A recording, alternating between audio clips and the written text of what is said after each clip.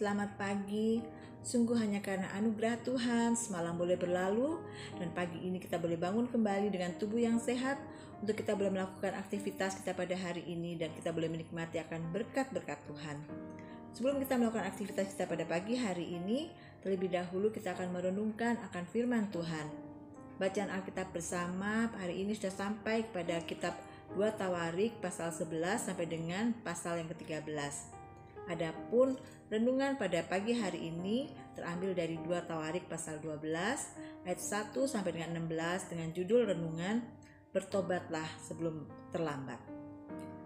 Ayat nas pada pagi hari ini terambil dari 2 Tawarik pasal 12 ayat yang ke-12 yang bunyinya, oleh sebab raja merendahkan diri, surutlah murka Tuhan daripadanya, sehingga ia tidak dimusnahkannya sama sekali.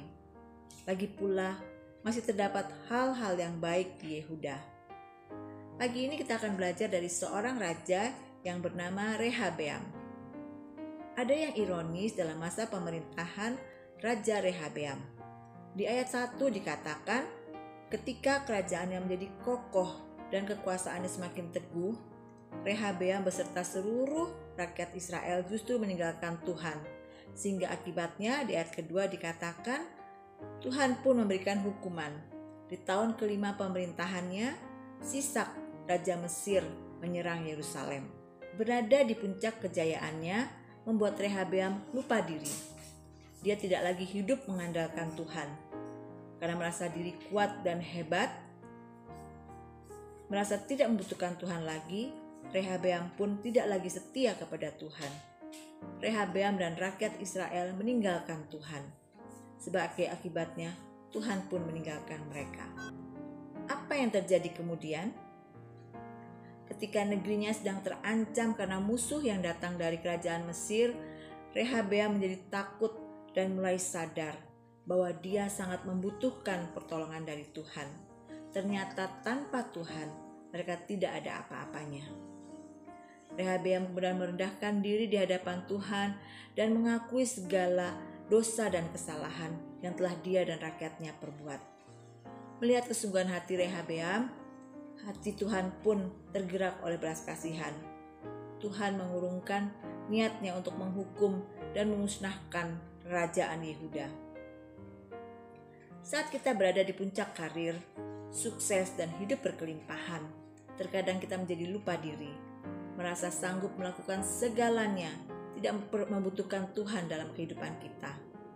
Berbeda saat kita masih dalam keadaan minim atau pas-pasan. Kita begitu rajin beribadah, hingga secara perlahan hidup kita mulai berubah, dipulihkan dan diberkati Tuhan. Tapi sayang secepat itu pula kita mulai berubah, tidak lagi memprioritaskan Tuhan dalam kehidupan kita. Kita tentu tidak mau mengalami apa yang dialami oleh Rehabeam dan bangsa Israel.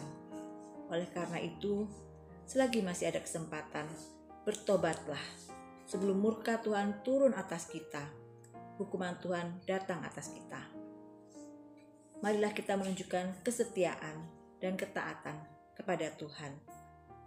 Hati Tuhan akan tergerak oleh belas kasihan ketika melihat seorang merendahkan diri di hadapannya dan mau bertobat dengan sungguh-sungguh.